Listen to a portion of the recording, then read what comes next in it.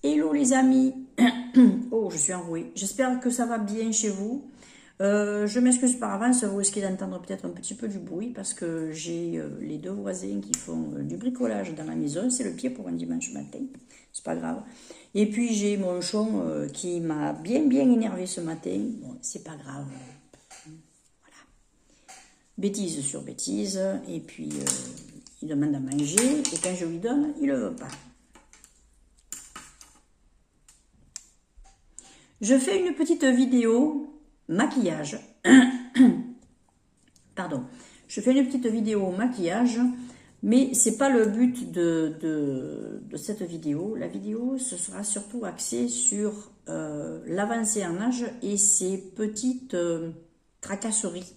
C'est-à-dire, ben voilà, les cheveux blancs, l'après-méno, la méno, les machins, choses comme ça. Alors, sachez que je fais cette vidéo en collaboration avec ma petite Séverine. Je vous mettrai le lien vers sa chaîne, bien sûr, en bas, dans la description. Et bah, écoutez, comme ça, on verra un petit peu, toutes les deux. Vous pourrez faire la comparaison, vous pourrez vous identifier plus à l'une ou à l'autre, voir un petit peu ce que vous en pensez. Et puis, bien sûr, on attend toutes les deux vos commentaires pour avoir un petit peu vos avis. Donc, bah écoutez, je vais prendre ma petite glace et puis on va commencer à papoter tranquillou. Alors, je vais faire un maquillage de tous les jours. Hein. Je vais pas vous sortir un maquillage graphique, un truc d'expert ou quoi. Hein. Non, non, non, non, non. Donc moi, je vais utiliser ces deux petites palettes. J'ai fait un pan, entre parenthèses, dedans, mon petit fond de teint tranquille et tout, un petit maquillage assorti à mon pull, et puis c'est tout. Mais on va parler essentiellement. C'est étonnant hein, que je vous parle. Ah, c'est étonnant. Hein. Donc écoutez, alors moi, ce que j'ai ressenti le plus en commençant à prendre de l'âge, ça a été l'arrivée des cheveux blancs. Alors, moi personnellement, j'ai commencé à avoir quelques cheveux blancs. Alors, j'ai bien dit quelques cheveux blancs. Hein. J'ai pas eu les racines blanches à cet âge-là. J'ai eu des cheveux blancs diffusés un petit peu partout sur la chevelure. Je pense que j'ai eu, alors avec mes souvenirs, hein, ma fille était était petite. Je pense que j'ai commencé à avoir les cheveux blancs vers l'âge de vers 38 ans, un truc comme ça. 30, entre 36 et ouais, 38 ans, un truc comme ça. On va arrondir de toute façon, on n'est pas à 2 ans près. Alors moi sur le coup, ça m'a pas vraiment gênée parce que c'était pas vraiment au niveau des racines, c'était pas quelque chose qui était moche à voir ou quoi. J'ai laissé faire hein, sur le moment, j'ai laissé faire. Et puis après, ce que j'ai fait, c'est que je me suis posé un petit peu la question, je me suis dit, bon, et s'il y en a de plus en plus, comment tu fais? Tu as une petite fille quand même, tu es mariée, tu es pas vraiment rentré dans l'âge, tu n'as pas encore vraiment ce qu'on dit, le statut de femme mature, etc. Alors ce que j'ai fait, c'est que quand j'ai vu qu'il commençait à y en avoir un petit peu plus, je me suis fait des teintures, mais vous savez, les teintures qui sont pas éphémères, mais les semi-permanentes, c'est-à-dire, ben voilà, ça va vous faire un reflet. Alors bien sûr, ça, il faut vraiment rester dans le reflet de vos cheveux, hein, pour que ça soit plus joli. J'étais dans les reflets au burn, moi, à l'époque, donc ben, je me faisais des reflets comme ça. Alors je me les faisais à la maison. De temps en temps, ça me piquait, j'allais les faire un petit peu chez le coiffeur. Mais bah, ça, c'était quand j'allais, par exemple, me refaire faire une coupe. À ce moment-là, je lui demandais de me le faire. Et puis voilà. Mais autrement, non, je faisais tout moi-même. Mais en soi, ça me gênait pas vraiment ça me gênait pas vraiment tant que ça. Moi, ce qui m'embêtait, c'est que voilà, je me trouvais pas assez vieille, on va dire, pour laisser mes cheveux blanchir d'un coup. Voilà. Quoique même, ils blanchissaient doucement. Hein. Donc, Après, pendant un bon moment, du coup, je suis restée sur des petites teintures semi-permanentes comme ça. Et puis un jour, je me suis aperçue que ça suffisait plus, parce que j'en avais un petit peu plus. Et vous savez que ce genre de couleur-là ne couvre pas la totalité des cheveux gras. Des cheveux gras, oui, bien sûr. Oui, en plus, ils étaient longs, mes cheveux. Des cheveux blancs, donc, écoutez, on a fait avec, et je suis passée à la teinture permanente. Ce qui me plaisait un petit peu moins, parce que je trouvais que c'était un peu plat, voyez, il y avait pas, je trouvais qu'il n'y avait pas tous ces reflets, ces nuances, tout ça. Alors donc, de temps en temps, je changeais de couleur. Une fois j'étais rousse, une fois j'étais brune, une fois j'étais acajou. Je me suis amusée avec ça. Mais moi, je me rappelle toujours la fois où ma fille m'a vu arriver avec les cheveux plus courts et les cheveux roux, un peu la Mylène Farmer. Elle était... Ah, ça lui a plu. Elle s'en souvient encore. Elle adorait ces cheveux-là. Elle adorait ça. Et ses copines aussi, si je me souviens bien. Ça devait bien m'aller, hein, tout simplement. Ensuite, le temps a passé. Et puis, j'ai commencé à voir, moi, la vue qui commençait à baisser. Alors, ça m'a pas mal ennuyé, et ça m'ennuie beaucoup en ce moment. Quand je veux faire, par exemple, du dessin, un petit peu de peinture, tout ça, je trouve que c'est très gênant. Il faut parfois que je double mes lunettes. C'est pénible. Moi, je trouve que c'est pénible. Moi, c'est encore la chose qui me gêne le plus avec tout ce que je vais vous dire. Parce que c'est vraiment la chose qui peut m'handicaper, moi, dans mon quotidien. Voilà, c'est vraiment le truc qui m'handicape dans mon quotidien. Parce que le reste ne me gêne pas du tout. Que ce soit mes cheveux, que ce soit la mine ou autre chose, j'en ai un peu rien à foutre. Ça m'a pas tant impacté que ça. Moi, ça a été la vue, surtout, dans tout. Ça a été l'absence de cette, la diminution de cette vue. Il faut dire que j'avais un travail très très minutieux. Je faisais de la bijouterie fantaisie, mais je faisais aussi également de la polymère. Je faisais des sculptures dessus, je faisais des choses. J'avais besoin d'y voir, de voir beaucoup. D'y voir très bien aussi.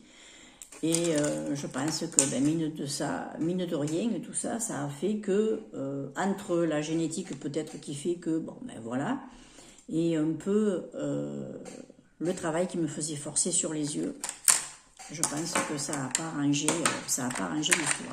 Je vais me mettre mon petit concealer sur les paupières. Voilà, moi c'est surtout ça. Hein. Ce qui fait que, 40 ans, voilà, j'ai commencé à avoir de la presbytie. Il a fallu que je commence à mettre des petites lunettes loupe.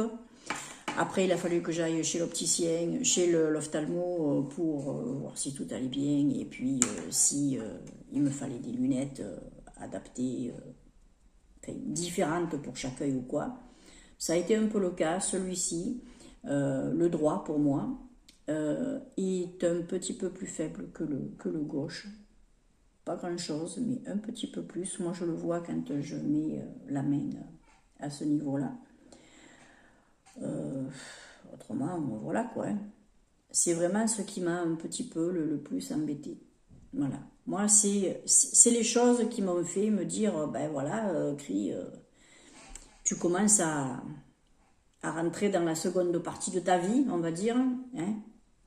Quoi qu'il y en a qui ont des lunettes très tôt et qui les ont toute leur vie. Et il y en a qui ont des lunettes très très tard.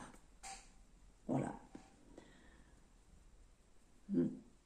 Après, bien sûr, avec la presbytie, j'ai fait, avec l'évolution, j'ai fait un petit peu de myopie. C'est-à-dire que je commence à avoir un petit peu moins bien de loin.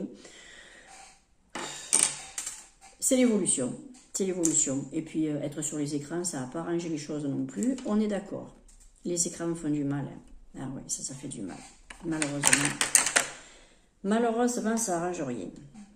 Et puis après ce petit épisode, j'ai commencé à avoir des règles totalement irrégulières. Aux alentours de 48 ans. Ouais, 48, 49.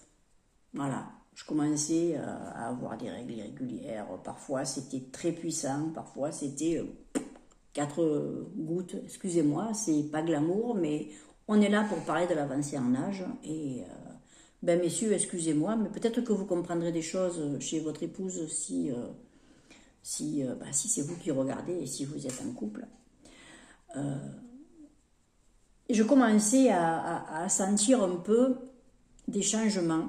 Alors, j'ai pas vraiment changé au niveau texture, quoique si, les cheveux, si. Je trouvais que j'avais le cuir chevelu, les cheveux qui regressaient un petit peu moins vite. Le cuir chevelu est resté gras chez moi, mais le cheveu, lui, a changé un petit peu de texture. C'est-à-dire qu'il s'est un petit peu plus normalisé, on va dire. Voilà. Jusqu'à l'âge où j'ai eu ma fille, voire un peu plus, il était hors de question que tous les 2-3 jours, je ne me lave pas la tête parce que j'avais des cheveux qui regressaient trop vite. Après, à cette période-là, j'ai commencé à avoir des cheveux qui étaient plus normaux, on va dire. Et il m'est arrivé d'attendre 1 semaine avant de me laver les cheveux. D'ailleurs, ça m'arrive encore et je suis bien contente parce que il ne faut pas laver trop les cheveux non plus. Ou alors vraiment utiliser un shampoing très doux parce que c'est pas bon. Frottez très très peu pour votre cuir chevelu.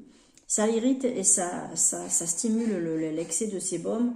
Ça peut même vous provoquer des pellicules. Enfin, je pense. Vous me direz si vous êtes dans la coiffure, mais ça vous excite le cuir chevelu, c'est pas bon du tout. Voilà. Donc moi, écoutez, ce que je faisais, c'est que de temps en temps, quand j'ai eu la chance de voir mes cheveux évoluer un petit peu dans ce sens, j'ai commencé à essayer de faire un petit peu des cures de sébum et je trouve que ça leur a fait du bien. Ce qui fait qu'après, je l'ai brossé et j'étendais le sébum du cuir chevelu sur tout le cheveu et ça me le lissait, ça me rendait le cheveu un petit peu plus facile à coiffer. Pas vraiment plus gras pour autant à l'œil, mais ça me le replaçait et puis je trouvais que ça faisait plus joli. Et puis se laver un petit peu moins les cheveux, je trouve que ça me faisait du bien aussi pour mon cuir chevelu. Donc écoutez, j'ai profité de cette occasion-là pour essayer de faire avancer un peu plus, de m'occuper un petit peu mieux de mon cuir chevelu. Ça n'a pas été un problème, au contraire. Ça a été quelque chose qui a été plutôt agréable chez moi. Par contre, après, pour la préméno, quand je suis allée chez la gyné et qu'on m'a dit, voilà, si vous êtes vraiment en préménopause, tout ça, prenez des hormones, des machines comme ça, j'ai tout refusé. Moi, je ne prends pas d'hormones, je laisse mon corps faire ce qu'il a envie de faire. Je suis anti-trucs qui peuvent soi-disant l'arranger, alors que après, vous avez des effets secondaires dont je ne parle même pas, j'ai pas envie. Non, déjà qu'on n'a pas besoin de ça pour choper des merdes, excusez-moi, mais non. À part un gros déséquilibre hormonal, moi je m'amuse pas à prendre des trucs comme ça. Je m'amuse pas, je laisse mon corps vivre comme il a envie de vivre sa vie. C'est tout. Si ça arrive maintenant, c'est que ça doit arriver maintenant. Voilà. Donc je peux dire que j'ai été, moi, ménopausée à l'âge de 51 ans. Ouais, 51 ans, 52, je crois qu'entre 51 et 52, j'ai eu définitivement l'arrêt. Ouais, 51 ans, j'ai eu définitivement l'arrêt de mes fameuses raniania, de mes anglais, comme disait ma mère. Ouais, tu as les anglais, tu as mauvais caractère, ouais. Ah ben écoutez, ça peut jouer sur le caractère. Moi, personnellement, en préméno, j'ai eu un peu cet esprit un peu plus vif, mais ça m'a pas complètement déstabilisé ni rien. Et la ménopause, Ben écoutez, je crois que depuis que je suis ménopausée, j'ai dû avoir jusqu'à 60 ans une dizaine, j'ai bien dit une dizaine et pas plus, de bouffées de chaleur. Je ne sais pas exactement ce que c'est. J'ai énormément de chance là-dessus. Ma peau est devenue un petit peu plus mature, a commencé à tomber un peu parce que ben voilà, l'âge, elle a un petit peu moins de comment ça s'appelle, de densité.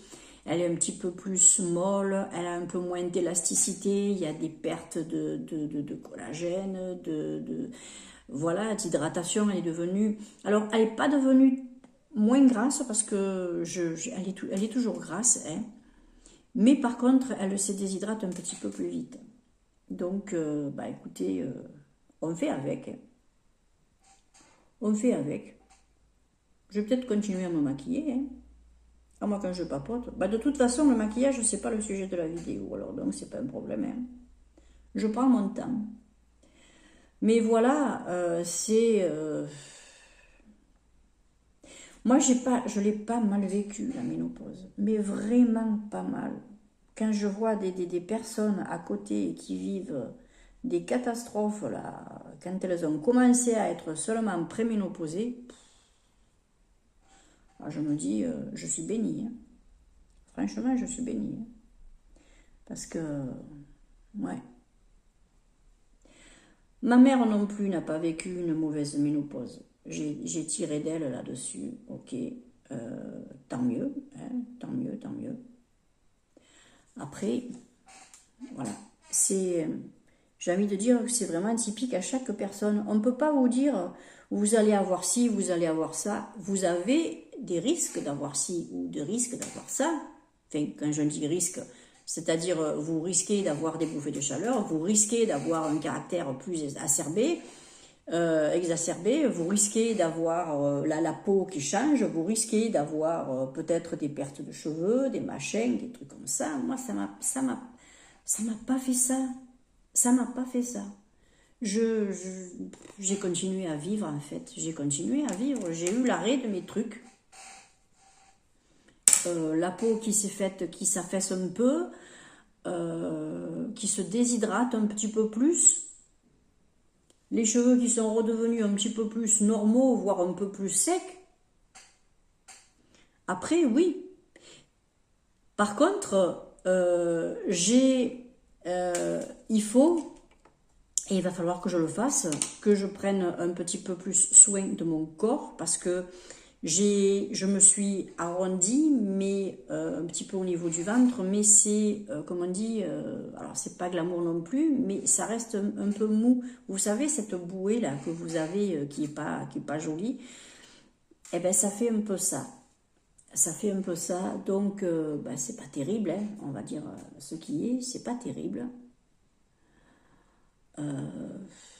Mais bon, après c'est comme ça. Alors cette fois-ci, je mets du doré un petit peu sur tout le truc. J'ai envie d'en mettre un peu partout. De toute façon, aujourd'hui, je pense pas sortir, ou alors si je sors, j'irai à Jardiland pour le foin de casse-pied, là. Moi, je l'aime, mon casse-pied, vous en faites pas. Parfois, il me fait rose péter, mais je l'aime bien. Mais heureusement, hein. Autrement, je l'aurais pas. Ah non, je m'embête pas avec des animaux qui me prennent le chou, hein.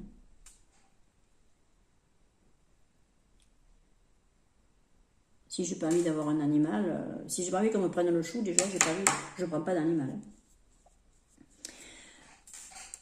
Puis voilà, je veux dire, après, ça a été, oui, c'est au niveau du corps, moi j'ai eu des petits changements. Je me suis ramollie. J'ai ressenti une perte d'énergie, le moral qui est plus sensible. Alors, il faut savoir que je suis hypersensible et hyperesthésique, donc on va dire que ça a accentué un petit peu tous les symptômes là que j'avais. C'est-à-dire que je peux prendre les choses je prends tellement les choses à cœur que parfois on me dit non mais ça va pas, toi, on va te faire soigner. Non, c'est pas qu'il faut que j'aille me faire soigner, c'est juste que je réagis comme ça parce que je suis comme ça. N'allez pas croire que vous n'êtes pas normal ou quoi. Hein. Alors, si jamais vous êtes déjà un peu comme moi dans l'hypersensibilité, il est possible que vous ayez une accentuation de tout ça. Moi, je supporte encore moins les bruits qu'avant. Je veux la paix, la tranquillité. Je pense que avec l'arrivée de la ménopause, j'ai acquis une certaine maturité aussi émotionnelle qui fait que je prends différemment les choses également. Mais par contre, j'ai remarqué que je me faisais facilement plus de soucis. Vous voyez, ça m'a changé aussi à ce niveau-là. Je trouve que je me sens plus responsable plus facilement responsable ou coupable de certaines choses, alors que peut-être avant, ça me travaillait pas ça. Ça a joué là-dessus, moi je trouve, chez moi. Après, c'est typique à chaque personne. Hein, voilà. Moi, je trouve que ça a joué là-dessus sur moi. Sur ce côté un peu, oh là là, est-ce que je vais bien faire les choses? Est-ce que j'ai pas vexé la personne? Je reste vrai, hein. Si j'ai de vexer, ben je vexerai parce que bon, ben on m'aura cagué dessus, comme on dit, je vais pas me laisser tartiner. Hein. Non, je vais répondre, parfois ça va être violent, mais parce que je me défends. Je me défends plus maintenant que ce que je me défendais avant. Peut-être la baisse d'hormones aussi qui fait que... Non. On atteint une maturité différente, mais on ne peut pas dire que la ménopause n'y soit pas pour rien. Même si c'est l'avancée en âge aussi qui fait qu'on change, la ménopause, les hormones, c'est quand même les hormones qui régulent notre humeur.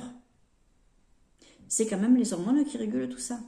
Donc écoutez, quelque part, ça y fait. Quelque part, c'est sûr que ça y fait. Automatiquement. Voilà. Moi, ça a joué là-dessus. Voilà. Je me sens un petit peu plus fragilisée émotionnellement. Oh, je me suis foutu un caca. Je l'enlèverai quand ça aura séché. Je me sens un petit peu plus fragile émotionnellement parce que déjà il y a les hormones et deuxièmement je vois l'avancée en âge qui me dit comment est-ce que je serai avec tout ce qui se passe quand j'aurai 80 ans, 90 ans, 95 ans. Oui, parce que j'ai espoir, moi. Ah oui, j'ai espoir. Est-ce que je ne serai pas malade? Est-ce que je ne serai pas comme ça? Est-ce que je serai dépendante? Est-ce que je pourrais me débrouiller? Vous voyez, tout ça, ça se réveille un peu. Ça se réveille. Chez moi, ça s'est réveillé. Après, il y en a qui ne font pas attention et qui vivent. Alors, je vis, hein. Je sors avec mes amis, oui, j'ai mes séances de sophro en groupe, tout ça, on se retrouve entre copines, on rigole, ça peut être très sérieux également, mais bon, c'est un très très bon moment que j'adore participer à ça. Moi, je trouve que j'ai encore peut-être un peu plus besoin de paix, mais un peu plus besoin de liens sociaux. J'ai pas envie de me sentir toute seule, surtout que même si la solitude, enfin, rester seule ne me fait pas peur, mais la solitude prolongée ne me plaît pas parce que on devient vite, je pense à mon âge un petit peu vite associable. Vous voyez, on a nos petites manies, on commence à voir nos façons de penser peut-être différentes de quand, même certainement différentes de quand on était plus jeune.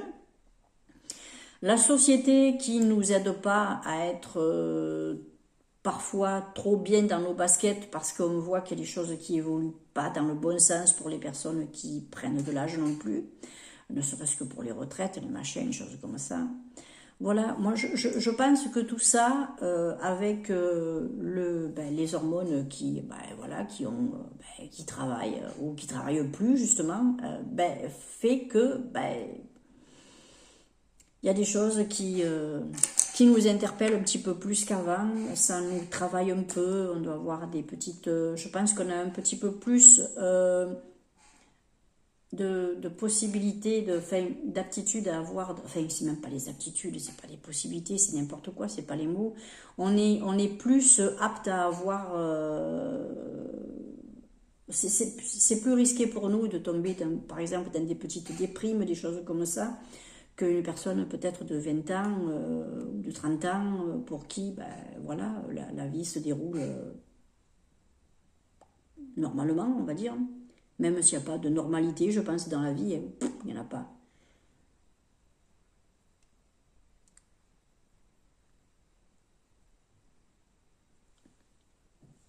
Enfin voilà, moi je pense que il ne faut pas se prendre la tête avec l'avancée en âge parce que ça se fera tout seul. On ne peut pas prévoir. On ne peut pas prévoir ce qui va se passer. On ne peut pas savoir si on aura des bouffées. On ne peut pas savoir quand on aura les cheveux blancs. On ne peut pas savoir quand on aura la vue qui va baisser. On ne peut pas savoir. On ne peut rien savoir. On ne peut rien savoir. Et c'est pareil pour les hommes, hein, on ne peut pas savoir. Alors si on a des messieurs, par exemple, qui ont des antécédents de personnes qui perdent facilement leurs cheveux, ils peuvent perdre plus facilement leurs cheveux. C'est pas obligatoire non plus.